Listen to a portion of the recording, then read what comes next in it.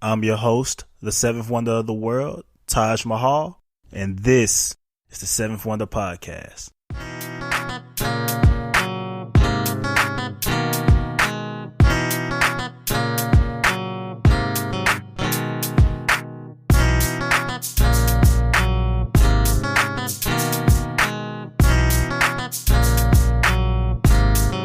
What's going on, world? This is the 7th Wonder of the World, Taj Mahal. Of course, I got my co-host Aisha Go with me. Say hello to the people. And, What's up, everybody? We're back here again, episode 5. Thank you all for tuning in. Yes. Aisha, tell them how your weekend went. Everything went smooth with you? Oh, man, yo. Listen, I can't even describe in the words how this weekend was. So basically, Saturday, I was out and about running around for the whole entire day. I went to like 5 or 6 different spots, event parties, and I'm still recovering now. Damn. Yeah, and then this weekend coming up, I'm supposed to be going to Made in America in Philly. Okay. So, like, I'm just like, I need a break, but that's kind of TBD right now. But yeah, man, I've just been out here living, you know, going out. As you should. Yeah, just chilling. What about you? How was your weekend? What'd you do? Man, my weekend went pretty smooth. Real chill, worked all weekend. Really, I don't really have too much going on at this current moment. You know, I'm going to Italy with my mom in December, you know. I'm finna get some more. Oh, wow. Life flex. You know, hey, Life flex. Just a little bit, you know. Keep it real. I'm over here talking about going to Philly. You like, yeah, I'm going to Italy. Like, just made my little Philly trip look very mediocre and basic. But it's cool, though. I'm happy for you. Yeah, we're going to do it up in Italy. We're going to make a quick stop at the London. We're going to stop in London, too. I'm looking forward to that. That's not till December. But other than that, I just keep my head down, stay grinding, keep doing the podcast. Word, that's what you got to do, right? Just stay focused and just keep moving. But that's lit. That's really lit. You have to keep us all updated about planning, where you're going, and stuff like that. Of course. You want to see what's going on out there in Italy. You want to see the Colosseum. You want to eat some of that Italian pizza or catch me walking down London Bridge. All you got to do is follow the number 7 EVENTH_WONDER. Let's get into this mess, man. You know, it's a lot been going on since we've been gone. The first thing, did you see when Nicki Minaj confronted Joe Budden? Did I? I listened to it. Yeah. And I went and watched. Well, I didn't get a chance to watch the whole thing because I just had to get like a visual image of what it looked like with her going off on it. I just had to. So I don't listen to Queen Radio because I can't partake in it. It's just way too much for me. Nah, Queen Radio is just way too much. It's too much of a circus. It's too much. What? I mean, shit. I mean, she be spilling her facts out, you know what I'm saying? To the man, people. Queen Radio reminds me of nothing but Funk Flex on late at night, just going off. Going on this rant, yeah. Yeah, nobody worrying about holding people accountable. Nobody questioning what anybody's saying. It's just letting them just go off and just like have a whole, just be doing too much. So Queen Radio, I can't deal with it. Go in the blogs, read the recap of what happens. That's it. But I definitely did listen to and watch some of it on Joe Budden's podcast. Okay, I was just gonna say that. Did you see it when she was on Joe Budden's podcast? How you think that went with that one? Listen. It was a lot because in one sense, I'm like, you know, I definitely think that she was saying a lot that people didn't even realize when she talks about the pressure that people put on celebrities. And like you could tell too that she feels a lot of pressure and that of course she's human. But then too, I felt like she kept in a way reiterating that she didn't feel appreciated or she doesn't feel like people give her credit. And it seems like that's really what she's been fighting for in the nutshell. So she hasn't come out and said it, but it seems like she doesn't feel as though she's appreciated because she continues to bring up, I write my own raps. I've had to do this for 12 years. I've been bullied. I've been this. I've been that. So I feel like she doesn't feel like she gets as much love and credit as she deserves. Mm-hmm. But then on the flip side, I'm kind of like, so now in a way you see what Little Kim was saying and what she was trying to get at when you were the new girl and people were trying to like put y'all against each other. Now you see where she was coming from in a way. And then too, Nicki was talking about, like talking all this like holy spiritual stuff, talking about God and bringing up God and stuff like this. And I'm like, girl, but you be on Instagram like cursing people. Yeah, I'm just like, wait. Well, she's like, God don't like ugly and stuff. And I'm like, but you Like, you are innocent. Don't throw rocks and then try to hide your hand. Like, sure. Yeah. So it was some things in there when I'm like, okay, I agree with her. And then there's some things and I was like, okay, Nikki definitely needs to chill. Yeah, Nikki definitely has some strong points in the argument, but I think it kind of goes back to what Charlamagne was saying. Like, I don't think anybody's not giving Nikki credit where it's due. I think she gets all the credit that she deserves, but I think we don't want to continue to hear the narrative of it feels like she's complaining. Feel what I'm saying? And like, you know what I'm saying? Don't complain. Let the music show for itself. You know what I'm saying? I mean, I always look at people like artists, especially superstars, I should say, because I think Nicki Minaj is a superstar. She is a superstar. But I look at how Beyonce moves and operates. Even when people talk bad about Beyonce or question her, like, she just comes back out with strong bodies of work. Or she's going to come out with a merch line that says boycott Beyonce, that people that are haters basically inspired, but it's a way for her to make money too. Or Rihanna, like, they just channel it and deal with it in different ways. And I wish that Nicki would too, because I don't think that she realizes how much people love her and how much of a superstar she really is. Like, she has so much power and influence. Yep. But it's like, you giving away your power. Like, girl, like, you're Nicki Minaj. Like, you are Nicki Minaj. Like, I just wish that she wouldn't pay attention to it. But again, I know one of the points she brought up was you can't tell people that because you're not in it. You're not fully involved. And I get it. But maybe at this point in time, people that can't navigate social media or don't know how to really like move without taking things too personal, give your phone to somebody else. Let somebody else just be the person to upload your pictures. And that's it. You don't need to be on it. And I had the same criticism for Cardi too. I don't think Cardi needs to be looking at all this stuff because she feeds into it too much. She gives these people way more credit than they deserve. Yeah, because, Cardi, maybe even Nicki, like, they coming from a certain sector of the streets where, they like you said, they, more than anything, they're just human too. So when you say something to somebody and it hurt a little bit, you're going to get a reaction out of it. And, they can only pretend for so long.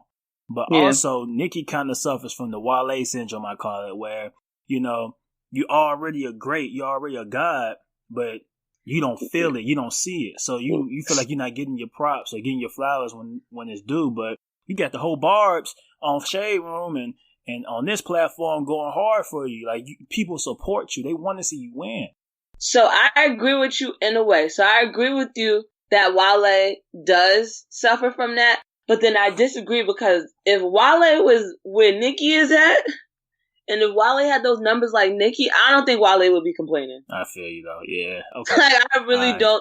I don't think that we would hear anything out of Wale. I think Wale would be like, okay, yeah, I'm good over here with my 100 million followers or whatever crazy insane number Nicki has, or I'm good over here with my platinum and diamond records. Like, I'm good over here selling my Moscato, or if he wants to sell Wale jollof rice. I don't know what Wale would want to do. Shout out to my Africans. Yeah, for real. But I don't think that Wale would be. I don't think that Wale would be on it like that. But I do get what you're saying in a way where it's like you have these people that don't always fully realize that they're getting more love than they're getting heat. Yo, was Joe wrong for what he was saying about Nicki though? I don't think so, because in my head, I respect Joe Budden's opinion very much. I don't always agree with him, like for example, I don't always agree with Star and what he says, but I respect their intellect. I respect them looking into things deeper and not taking things on a surface level. Easy. Yeah, definitely. Like, I really do. And most of the time, I'm agreeing with Joe. So then that makes me question myself too. Like, dag, is something wrong with me? Am I a little off and crazy? Because sometimes Joe is a wild guy. Yeah, he is, but like, Joe is a character. He's like the Charlamagne, but with a little more censor on it. I feel like Charlamagne. Really, I think the opposite. I was thinking it might could be the opposite, but I don't know. I feel like for Joe to come at a big rapper like Drake, like, come on, they numerous times. No, I know, but I'm just saying, like, not any and everyone has the balls, courage, or even, as some people want to say, stupidity to come at someone that is on a huge, huge, huge level like that and not be like, oh, I gotta, walk on eggshells with this person, or I can't say the wrong thing because this might mess up my connections, and other people won't stop talking to me because like, Joe Budden has gone at big, big, big people that have always been powerful people. Drake, Jay-Z, G-Unit, the list goes on and never backs down. So I think he has less of a filter than Charlamagne. I feel you on that, but he knows how to hit somebody's strings. I mean, you did see when Drake responded to him in his little mansion party. Oh yeah, his pool party. Yo, Drake trolling. That was in Jersey too, man. You didn't stop by that? Wasn't that in Jersey? Yes, it was in Jersey, but I'm not popping enough yet to be on Joe Budden's radar. But one day I will. Give me a little more time. I'm gonna make it happen. According to Drake, it's a lot of us that's not. Man, it's like 60. He said it was like 64 people there. So we all got a lot of work to do. Well, listen, I'm gonna work a little harder so I can be the 65th person in there. Facts. Nah, 66 because I gotta bring you along. Okay, there we go. Teamwork. Teamwork. Exactly. Well, we can transition to something else, Dan. But speaking of Joe, I was about to say with Sway Lee. I was about to say this guy Joe really knows how to create content and knows how to push buttons, man. Stir things up and get people to talking. Yeah, we got to talk about him and Sway Lee having a beef, and that just goes to show you the beauty of Joe Budden. Joe Budden could beef with the illest MCs, the rappers. He can beef with a Jay-Z, but then he can also beef with a Sway Lee. And it's like, Joe, how do you even get into a beef with Sway Lee out of all people? And he didn't. Sway Lee's responded to him. But it's just like, don't be getting into like the wildest and craziest beef with like Little Pump or like just somebody so random where you're like, y'all shouldn't even be talking to each other. Easy. And then, but I think what really struck a chord with Sway Lee, because Joe, if you remember back in the day with the Everyday Struggle, he would kind of throw little nips and slips at Ray Shrummer and them for a little bit, saying that how that they was gonna break up. They was gonna break up and shit, you know. I mean, with you putting out a 2-pack of songs and your brother / groupmate isn't on either song, that's not too far off from saying y'all broke up. Shout out to Slim Jimmy. Yeah, shout out to Slim Jimmy for sure. But everybody got to spread their wings and do their solo tip. You know what I'm saying? It's happened to the greatest. You know what I'm saying? It happened to Wu-Tang. It happened to Destiny's Child. It's just a group thing. I know, and that's how Joe was able to predict it based off of looking at the past, because history just repeats itself. And also, too, just looking at how they function as a group and dynamic and who looked as though they were doing most of the work. So it's like, was Joe really wrong in his prediction? No. I think at that time, people probably didn't want to hear it, or they probably didn't want to come to terms with that's what was going to happen. But, I mean, he was kind of right. Look what we're getting now. Is it safe to say that it has to be at least one popular person out of a group? Yes, but the most recent example that I could think of, I'm not going to say it's the only. Most recent thing that I could think of is Migos, though, and how everyone was like, oh, Quavo's a Beyonce. But then as they started to put out more music, it's like, oh, no, wait, like all three of them are dope. Yeah. And I think, too, once Offset got out of jail and was on the Bad and Bougie, during that whole year when Culture first came out, people looking at Offset like, oh no, like Offset is the one that people have been sleeping on. Offset is the one that's actually the star. So I think Migos, some way, somehow, being in a group, they found a way for them all three to be Beyonce.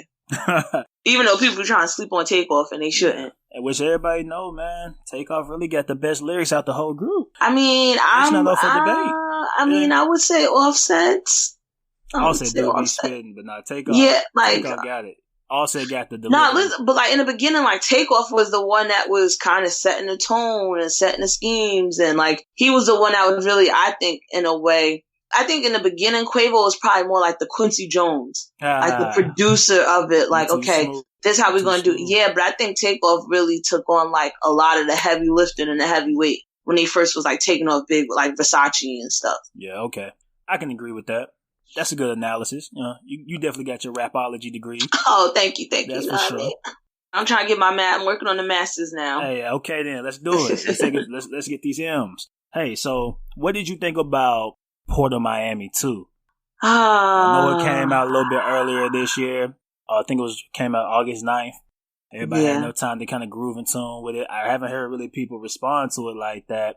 What's your take on it? So, it's hard because I like it, but then my expectations weren't met. Like, I thought I was going to get something else. So, I like it because the majority of the songs on there, I rock with. So, like, Nobody's Favorite with Gunplay is one of my favorite songs off that record. I love Summer Rain, Gold Roses, Big Time. What else?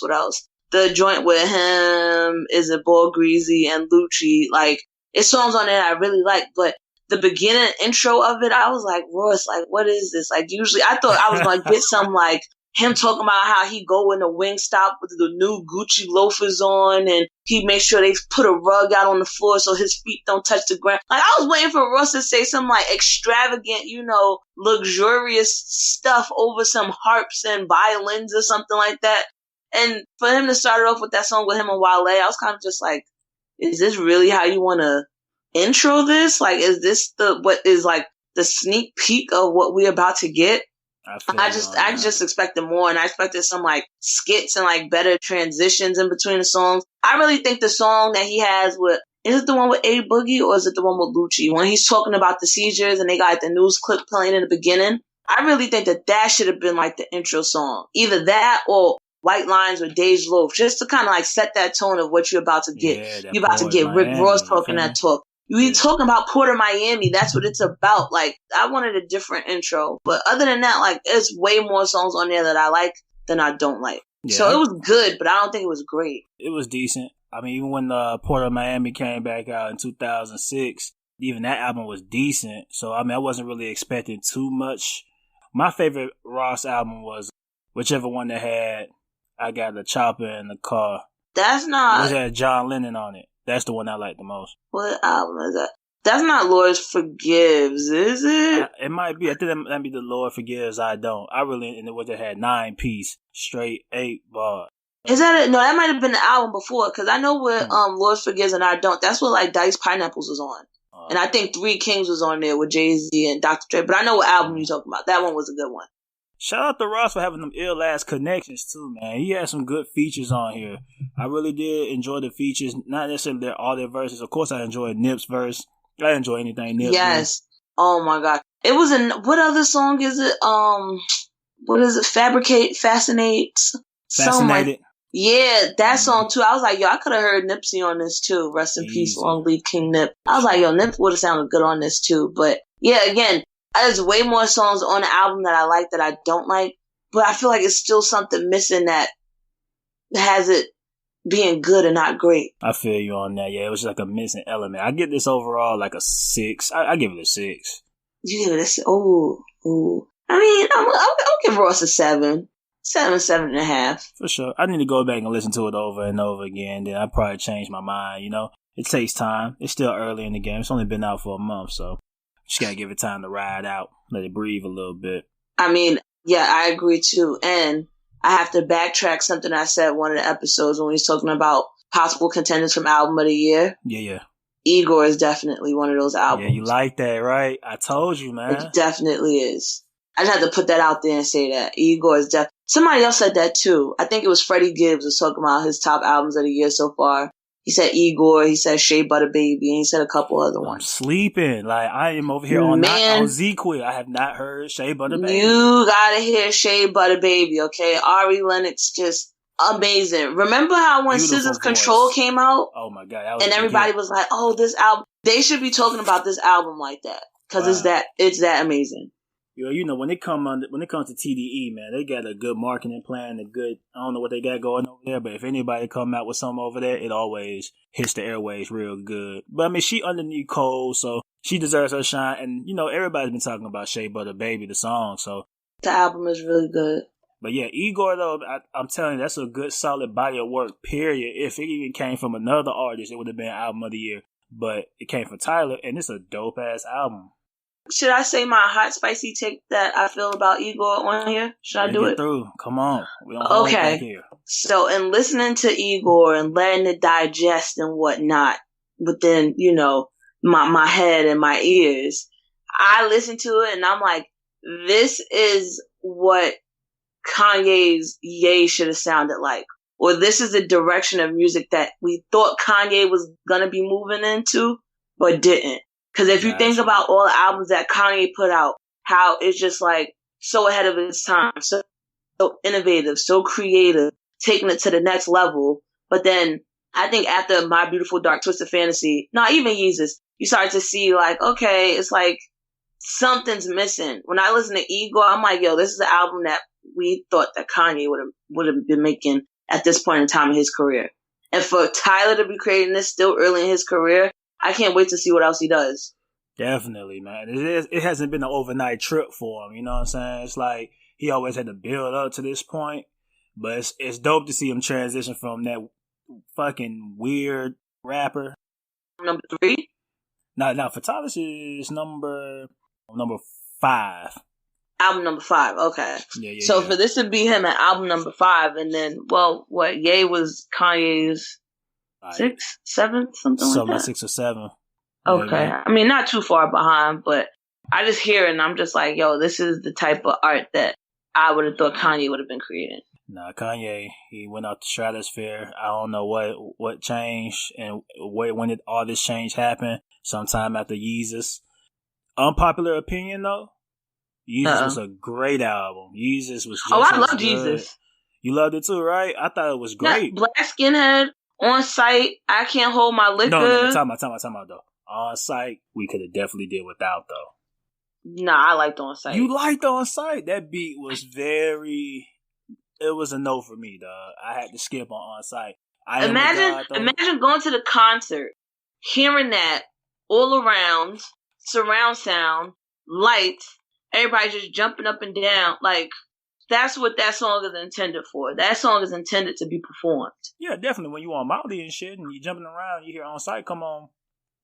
Yeah. I mean, not me being on Molly, but whatever people want to do in their spare time, go ahead as long as you're not hurting nobody. Please, but I liked On Sight. I loved On Sight it could have been more. It was a little lackluster for me, but everything else went smooth. I Am a God, Black Skinhead, Blood on the Leaves, Black Skinhead, Power Trip. Oh man, Black Skinhead. That shit that's my workout song, man. I could bench press 300 if you put. I don't understand why that song wasn't as big as it could have been. Was there a video for it? No, right? It was a video for it too. Yeah, it was a very, very dope video. Very dope video for Ye. Man, that song was I love that song. It was everything, man. I think it didn't get as much push. And the New Slaves, I liked when that first came out. It didn't get as much push as it should have because when it first came, people weren't ready for that kind of Kanye. They wanted to hear My Dark, Beautiful, Twisted Fantasy. That's my favorite Kanye album. Man, I might be a little trash, man, but I thought it was okay. I thought it was straight. What? I mean, I'll give it an 8. What? I liked it, but Blame Game? Oh yeah, Blame Game. Devil in a New Dress? Runaway. Christian Dior Flow? Runaway? So Appalled? I'm so appalled. I mean, it was dope. It was dope. Man. But I guess for me, it's just like it was a great album, man. Me in college, jamming out, going to the parties, listening to it. I don't know, I felt like the other albums, I just take it and compare it to a time when I remember when Late Registration came out, rather, excuse me.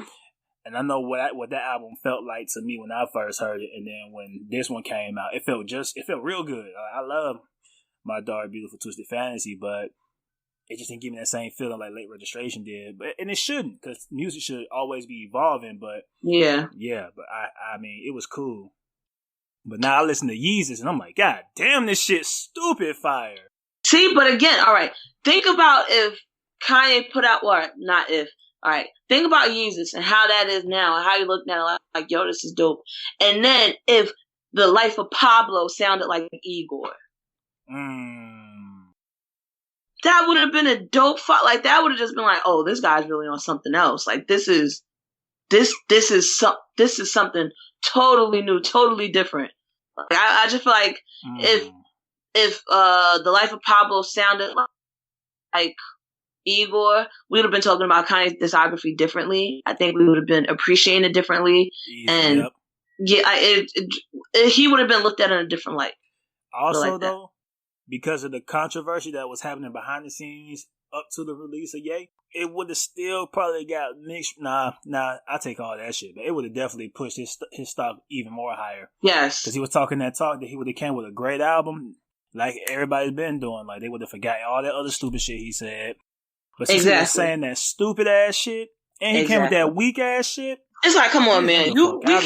We gotta choose one struggle, okay? We can't have both. We can't have you talking crazy and giving us lackluster projects. You're not finna be loving Trump and then give me some shit that was hella trash and package it with some Yeezy shoes and think this shit gonna be okay. Nah, nigga. Look, why you think R. Kelly been out here surviving for so long? I'm not that big of a fan of his music.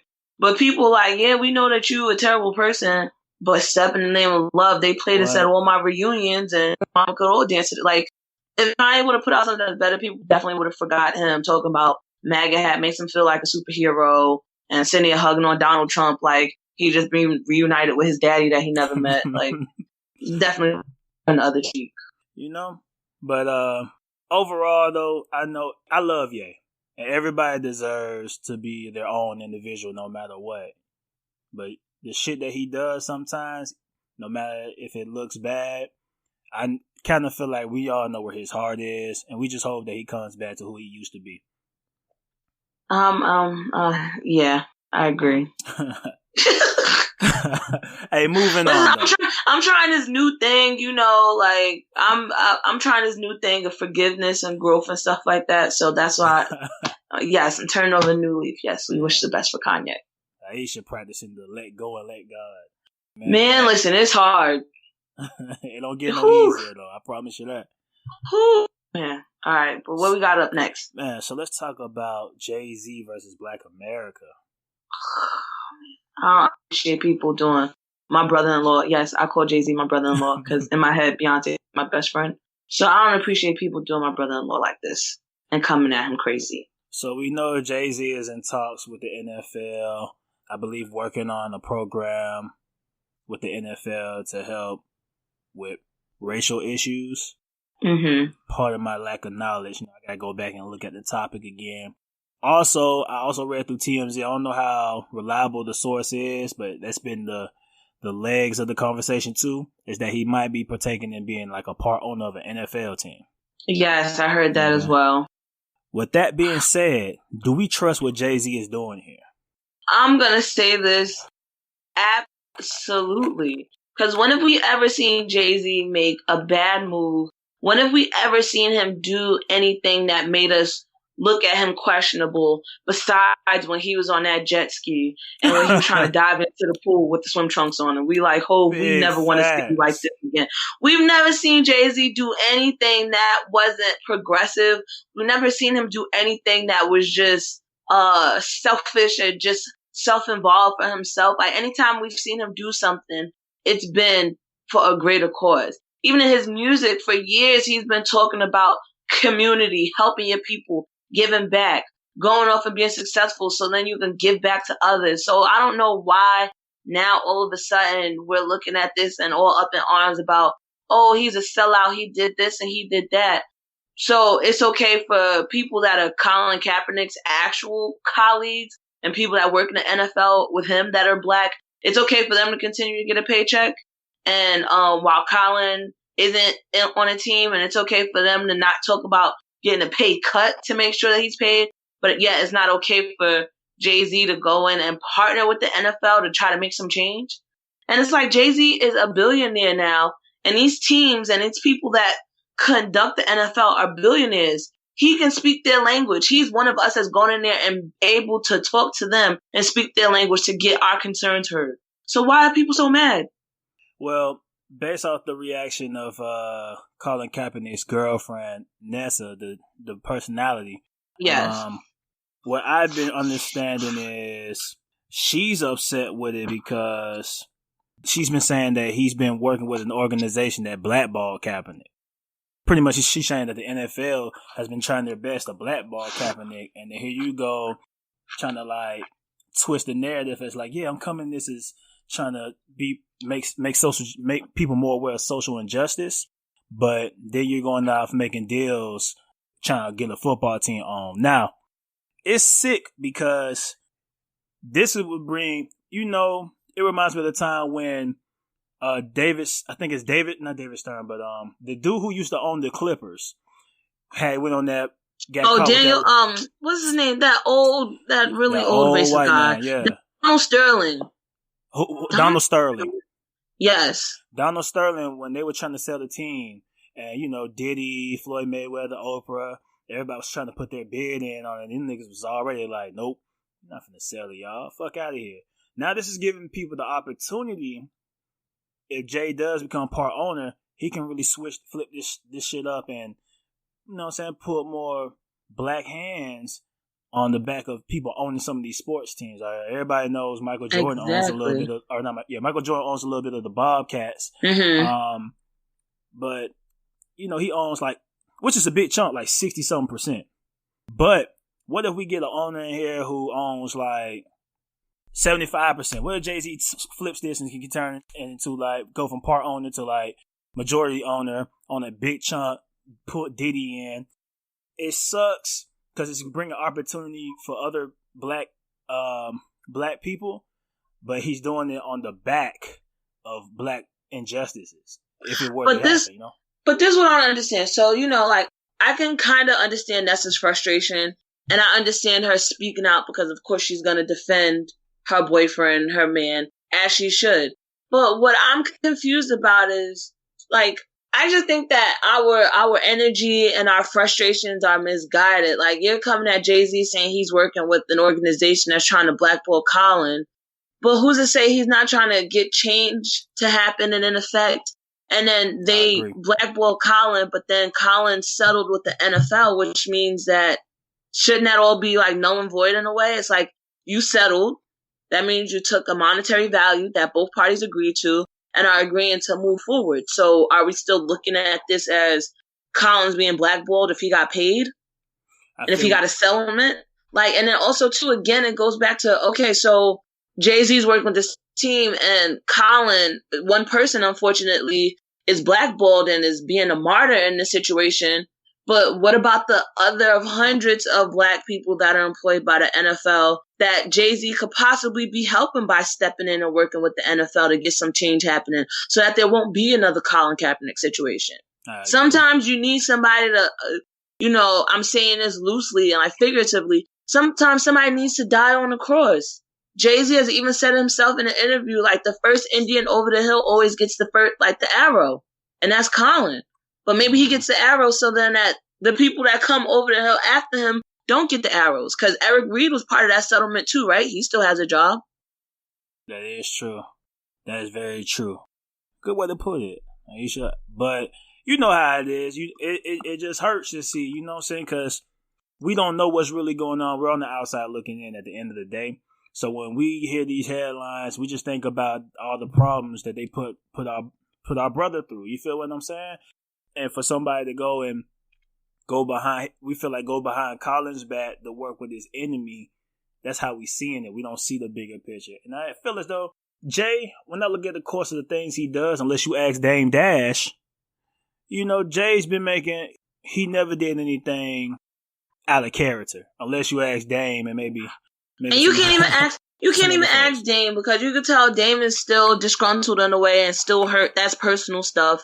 Yeah. And we can't, that's when two exes hate each other and they oh yeah, this person ain't shit, this person ain't shit. I'm not listening to neither one of y'all scorned hurt motherfuckers because both y'all feelings still hurt. Uh-huh.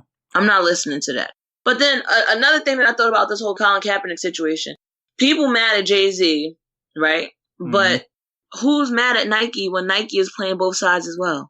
Nike doesn't add with Colin Kaepernick, but then Nike is still working with the NFL, is still the supplier of the NFL and their products. So I don't see nobody out here selling their Jordans. I don't see nobody out here giving up their lottery ticket for when the new 11s or the retros drop. I don't see y'all doing all of this, trying to hold Nike as accountable as you're trying to hold Jay-Z. And who's to say that Nike is investing in us at all? Who's to say Nike gives a fuck about us at all? Okay. Because once they came out with the Colin Kaepernick ad, that's when everybody's over here with swooshes on like crazy, but they still serving the NFL too. Now, we flip-floppy as a people, man. We counsel one thing one day, and then the next day we back on. Well, if we're going to flip-flop with anybody, and if we're going to give anybody the benefit of the doubt, or if we're going to turn the other cheek when it comes to anybody, then we should at least do it with our own. Okay. And I agree. I definitely agree with that. We got to trust what Jay is doing here, but it's just very skeptical because we don't want it to be for personal gain on this kind of issue. That's like me going to Florida and I'm just what I'm saying? Everybody's I'm working with Trayvon's mom and she's doing all of this work with the Florida government trying to like work on the injustice that happened to her son, and I'm right there behind her.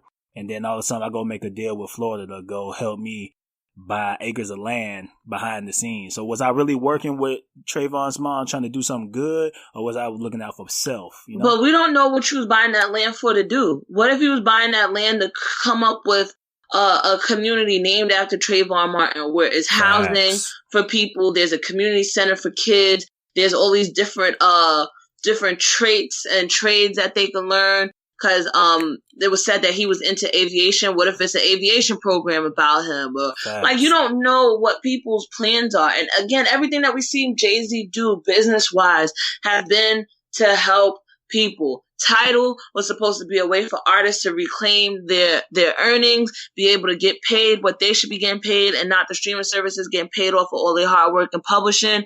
Rock Nation is helping people with management, from entertainment to sports. Made in America, his own music festival where he's bringing in commerce and revenue into different locations, including Philadelphia. Like, he's doing all these different things, and it's like, why now with this we're not trusting him or even just giving him the chance and opportunity to try? We're not even letting him try. Just like he said in on What's Free, just to sum it up, just like niggas pretty much would rather work against him than to work for him. So yes, absolutely.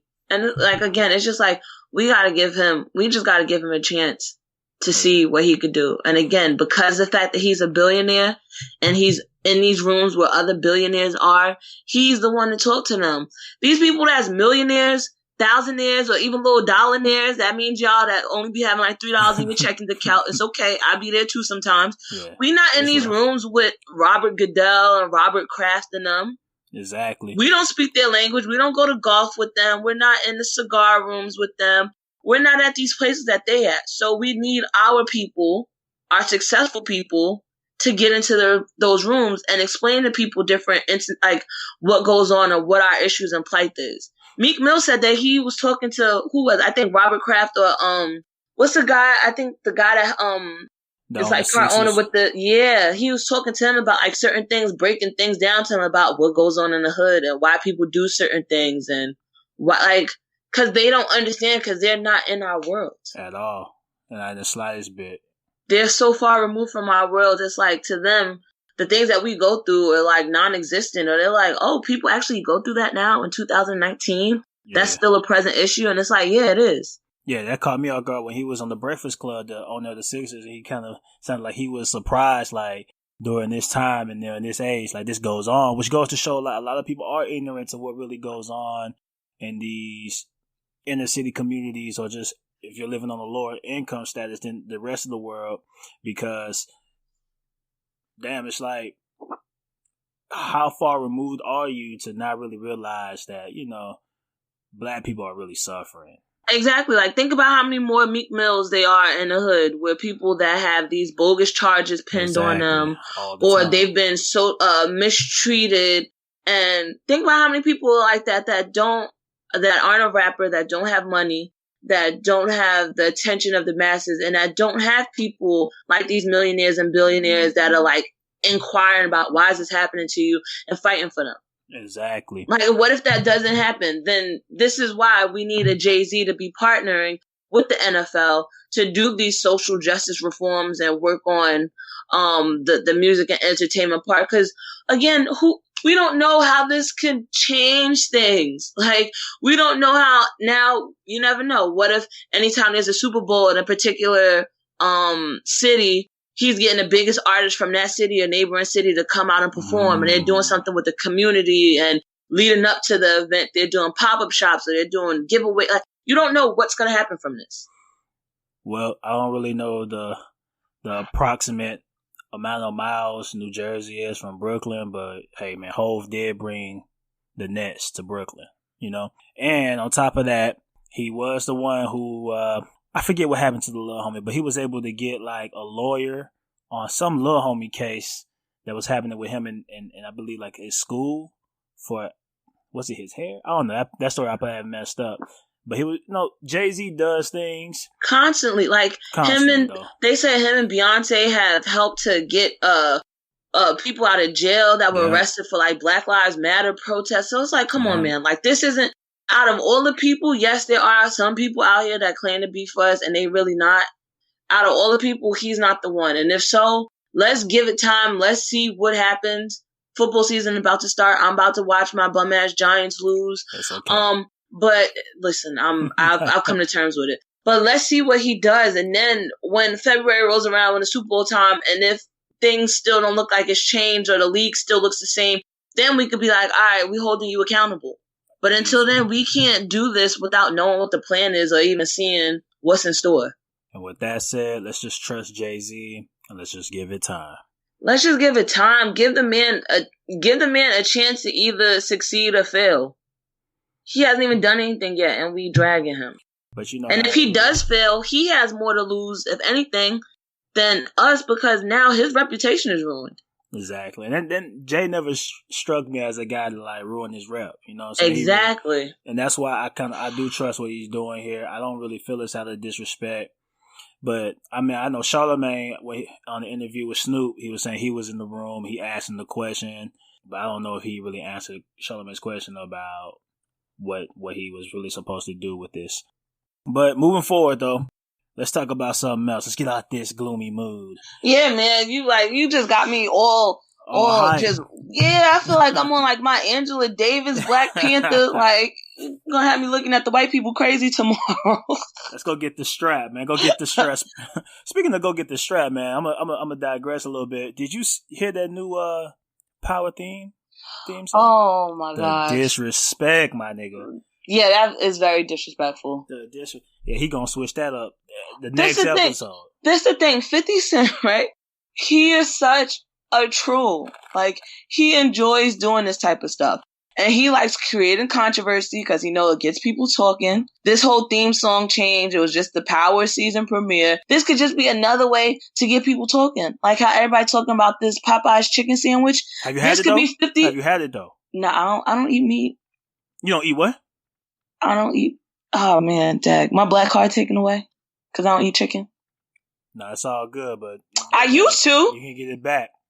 I mean, it look alright. Everybody's been saying that it's good, but you see how everybody's on social media talking about this chicken sandwich, and because of it, it's going viral, and it's made all this money. Like, that's what 50 Cent does for himself to get people talking. So I wouldn't be surprised if this Trey Songz theme song was just for this first episode, and the next one is going back to regular. That's for just sure. As a way to get people talking about this season premiere. Because we know he has other shows coming out. He has all these Power spinoffs coming out. You really think he not about to be the best self-promoter to get his shit hot? And he is one of the greatest self-promoters to ever do this shit. Absolutely. Him and Trump, like, they like neck and neck. For sure, man. Yeah, Trump's need to go ahead and get some points. He probably stole some tips from 50 himself. Listen, I wouldn't put there's a 50th Power of Law for a reason, okay? With Curtis Jackson face on it. Yes. Yo, alright, so in the other news, man, let's talk about this bad Barbie tattoo. Do we have to? Listen, these younger kids that's in the, I can't even keep up with them. Isn't she like 17 or 18? Damn, she's still a teenager, bro. She's been around for so long. Yeah, when we met her, she was like 12 or some wild and crazy. And she's moving wild and crazy too, man. She's being grown. Yeah, but I will have to say, even though like she talks reckless, her mouth is reckless, I still do have to say, for the most part, she acts her age. You don't see her dressed half naked, or you don't see her like looking older than what she actually is. Like how that was a criticism people had about Kylie Jenner, how like she looked older, and you don't see her doing that. She's still like. Where you see this shit at? Well, you must got the, bad baby Bobby. Yeah. You must got not the family photos or some shit. Man. She does not. Well, the last time I seen her, she does not look crazy. Like she's not out here wearing the latest fashion over. Like she's not out here like that. My little baby be. I just saw her on Instagram smoking weed. She moving hella fast, and she got them be dressing. She thinks she got them a video vixen. Man, let me see this. I don't know, because again, the last time I saw her, she was still looking like, okay, like a teenager-ish in a way, but she wasn't dressed all extra provocative. Let me see this little girl stuff. Let me tell you something. And I'm gonna tell you right now, these people, these celebrities, I don't believe nothing that they do. So even if it looked like she was smoking weed, who's to know she actually was? Like, people just do things for the look. She don't look bad. She don't got a whole bunch of makeup on. She just got her eyebrows done, her little lashes.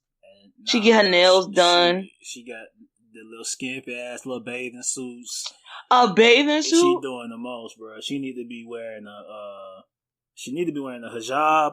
That's how you pronounce that shit. She need to be covering herself up. Man. No, stop it. She looks her age. She looks age appropriate. You made it seem like she was out here looking like the IG honeys and the girls that be modeling Fashion Nova with like see-through stuff on. No, she don't look bad. Bro, I thought she was Instagram post for the Shade Room. That's what I thought was going on right there. What? She got way more clothes on than I thought. Nah, she doesn't look bad. She's cool. Let me tell you something, man. It says she was born in 1990. What? 2003? I don't know. 1993. Okay, she grown then. She like 20 something. Oh, so she been out here. No, wait. Let me check this. If she was born in 93, that means this little girl been out here tricking us for the longest. Hold on. Let me tell you something. Bad Barbie ain't playing with Barbie dolls no more. She playing with kids. 2003. Okay. Oh, 2003? Okay, then yeah, she's still a little baby. She probably like 17, 18. She's 16. Oh, shit. Something like that. I'm sorry, man. I haven't been doing my math well. Nah, but she not out here looking too crazy. She don't look too grown. But like it's like the 12th girl my boy, young boy, been finessing. Listen, I'm thoroughly confused as well. As much as I do enjoy his music, I don't know what he is doing or what he is saying to these girls. He seems like he is a baby Future. Like he's fruit off of Future's tree. I don't know what's going on, but yeah, these girls go crazy over it. And doesn't he allegedly have herpes or something? Bruh, allegedly. Wasn't that like a thing and was put out there? They don't care, bro. They want that shit bumpy and hot. They want the young boy. Listen, since I was young, I knew if it started with an H, it ain't curable, and that's not for me. So I'm good. Facts only. I don't know. Do we know if the tattoo is real? Like, is it real? Come on, bro. It ain't for play. It can't be. I think it's real. I mean, you never know nowadays. But I really don't believe niggas is faking that hard till they gonna get a fake tattoo. I mean, Black China had got a Future tattoo also, and then she got it covered. Yeah. But you just said it yourself. They cut from the same tree. You know what I'm saying? That's you're right. So yeah. So he works his magical powers on her and she got a tattoo. Well, you know what? Nowadays, people do really great cover-ups. You know, they got the shows on like TLC and stuff like that, whatever. They could hook her up. All right, man. You know what? We're gonna end up seeing Bad Barbie. Listen, it's not me, so I really don't care. Like, I feel you. She got money. She can get it covered up. Wait, how can you even get tattoos at 16 at a tattoo shop? Can you? Man, you a celebrity with money. It don't matter. You can go to the barbershop and get a tattoo somehow as a celebrity. It don't matter. But I tell you what, you're gonna see. I hope and I pray we don't see Bad Barbie doing the cucumber challenge at one of the trouble parties with YF and Lucci. We don't need that kind of. Oh my God! Listen, can I tell you? And I fuck with Trouble, but man, that party was just turned up. It was too much. Or I feel like if you're gonna do something that's like real, like ratchet and raggedy. And when I say raggedy, like I mean, like I use the word raggedy as like being like ratchet and stuff and wild. If you're gonna do something that's that raggedy and ratchet, have it be no phones. Let people that's just like in their little bubble, people that want to suck cucumbers, turnips, and what other vegetables they could get out their fridge. Let them do that in peace. Like don't have phones out, because then that's when all the stuff happens, stuff getting out. Your girl allegedly got beat up at her own party. Like, it's just too much going on. Just like, no phones. Put the phones away. Hey, man, at least everybody getting their vegetables. You know what I'm saying? But they not even fully getting nutrients of the vegetables, because it's like, all you're doing is just sucking the pesticides off the vegetables. You're not getting the nutrients. You got to eat it and digest it to get the nutrients. Shit, from what I seen on that video. Y'all just sucking off the bug spray. Oh, and the fertilizers. A whole vegetable in her body, like she gonna be she fucking she must be vegan.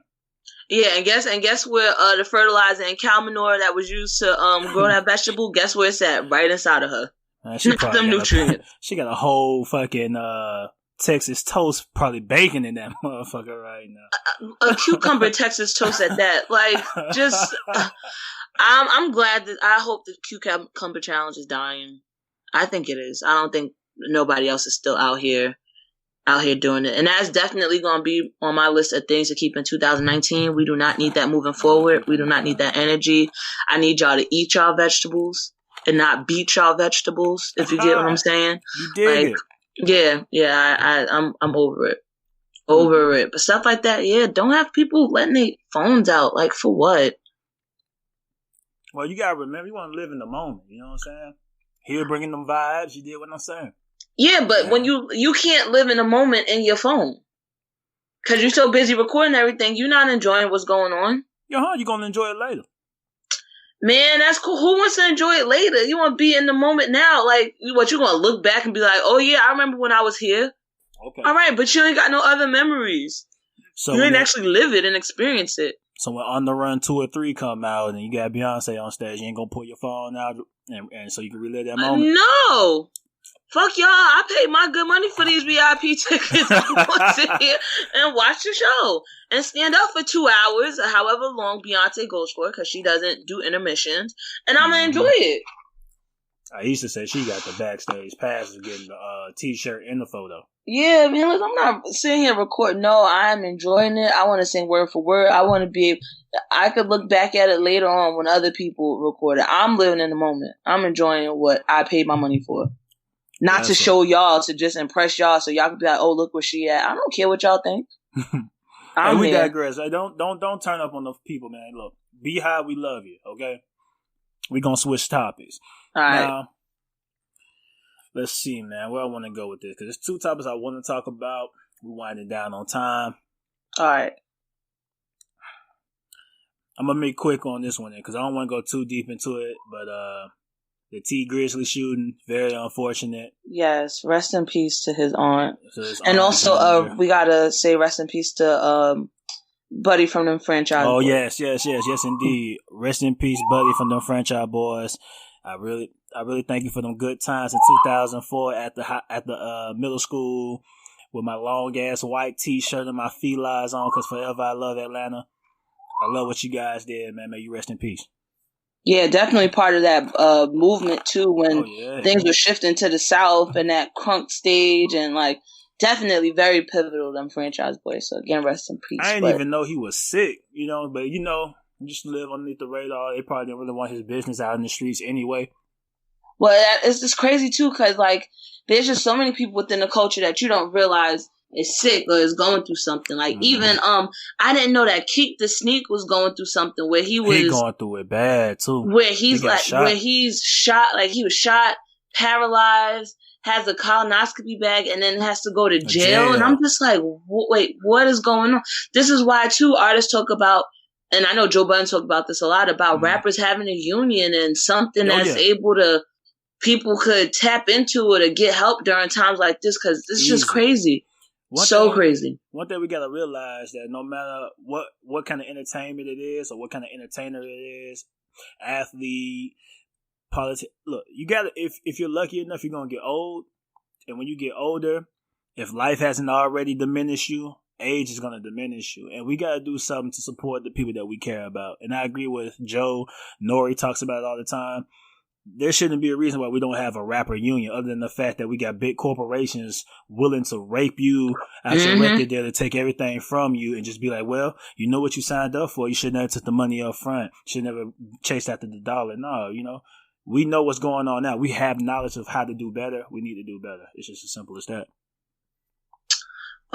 Man. See, I thought we was going on a high note again. Now you got me all sad. First we was talking about Jay-Z in the NFL. Now this, but you start talking about Keek, man. That's the yeah, that I mean for Sheezy. That's the homie, man. Shout out to Oakland. Tell me when the ghost still goes hard to this day. I was on the East Coast blasting that. Like, this is one of the hottest records out. But a serious, a serious note, it is something that I think everybody needs to kind of start talking about and thinking about, especially now that we see hip hop being 40 years old, and how it's aging gracefully, and how people are finding ways to get money again after going through a point in time and not getting money. It is you need those times to be able to invest. So even like the situation with T Grizzly and his aunt, unfortunately, there's a union. You need to have something where it's like you have bereavement time where you could step away and take time to take care of your family, or, you know, you make sure your family is okay, and expenses, medical costs, like all that stuff. Just imagine if there was a union that was set up since the birth of hip hop, right? And we get to a situation where Buddy, unfortunately, is going through this tragic situation with cancer. Well, we know that he would have had ample amount of help with the union if he didn't already have help with it, going through his with his label and stuff. I feel as though you build certain relationships and certain people from the label do look out for you in some type of way if they can. But if you got a union in place, or you got some type of progressive form to take care of the ill in this hip hop community, it would be a beautiful thing to see. And so we really need to start to honor that. And it's something that we all can get behind. And somebody just got to somebody has to be that Indian to take the arrow. Listen, if a union is talking about being established, you need those really big, heavy hitters in place to get involved. So you need like the Jay-Z or Diddy or Dre or a Eminem, a Drake. You need one of those big, huge artists to kind of go and run with it and create that plan, or like take like the baby steps to get people in that direction. But it's possible. It's definitely possible. But it just makes so much sense. Like, this should have been created, you know? But, I mean, when you young, with money, think you can live forever, you think you're eternal.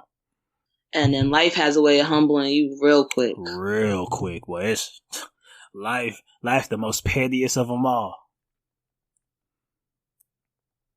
Well, I guess that concludes everything. I got everything off my chest. Yeah, and I think we talked about a lot, and you know, we gotta save some of this fire too, because there's gonna be some other stuff that's gonna happen. Because there's always something that's happening all the time. Listen, it's so much that we didn't even talk about. We didn't talk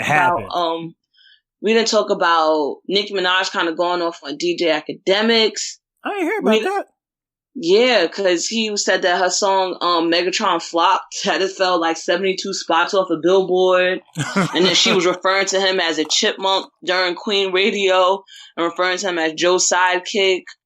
We didn't talk about how I think that there actually might be a part 2 of this Nicki Cardi beef, but I'm going to keep it to myself because I ain't trying to start no problems. But it's just been things that I've been looking at and observing, and I'm like, we didn't talk about my nigga Slim 400 getting shot 9 times. We didn't talk about that. We didn't talk about 50 Cent pool party and him not letting Wendy Williams in. Oh, that was so fucking petty. And we didn't talk about when... No, we didn't talk... Did we talk about it? I don't think so. But we didn't talk about when Tyler freestyled with Phone Flex. Oh my gosh. Oh my gosh. We didn't talk about that. That was so hilarious. Top 10 moment of 2019. Easily. Like, Flex's face was just like... If you watch the whole interview, Flex was just like trying his best to be... I did watch the whole thing. And the crazy thing is, at first I was like, I don't think I could watch all this because I can only tolerate Flex in doses. Like, you know, I think he's an acquired taste like cilantro. But I had to watch it. And I was just like, why did Tyler sit with Flex out of all people? But I was like, yo, this is dope. Again, top 10 moment of 2019. Hands down. Shit was so funny. We didn't talk about these top 50 lists. We didn't talk about Ebro and Rosenberg leaving DMX with their top 50 list. Like, mad stuff that happened that we didn't talk about, but it's good that we back now, and you know, I got shit working now, so that way we can record a little bit better. You feel me? So we're gonna be back again. We can do this shit same time next week. Before we get out of here, though, let the people know where they can find you. All right, you can find me on Instagram and Twitter at ItsAYESHAGO, and that's spelled out. It's Aisha Go. Again, on IG and Twitter. And then you can find me. I know my Instagram now, folks. Oh, you lit. I'm lit now. I'm back in the game, baby. You did. Oh, we also didn't talk about how Blueface knocked the homie out. Oh man, Blueface been doing a lot. He got rid of his second girlfriend, but then talking about he taking applications for another. And I'm just like, how about you find the beat first before you try to find a woman, and then we could talk. Being the best lyricist alive, you can do whatever you want. Okay, listen, leave him alone. Listen. Hey, check it out though. Follow me at the 7th_wonder. That's the number 7 EVENTH_WONDER. And can you guys please get in the Apple Podcast reviews? Leave your input. I need some input. I don't care if you think this is the most shittiest show on earth or you think this shit is God level. I ain't gonna know unless you leave a review. That's true. You know what I'm saying? So leave a review. I see some people watching it. I didn't let you know, Aisha, but it ain't got too many views, but we got some views. It's like 50 people that don't watch this show over time. Listen, you gotta start somewhere, right? You gotta start somewhere, but I can start a lot further if people just leave a review. So make sure when you check this out, leave a review. Spotify, Apple Podcasts, Google Play. We all over it, baby. Till the next time, we out. Peace.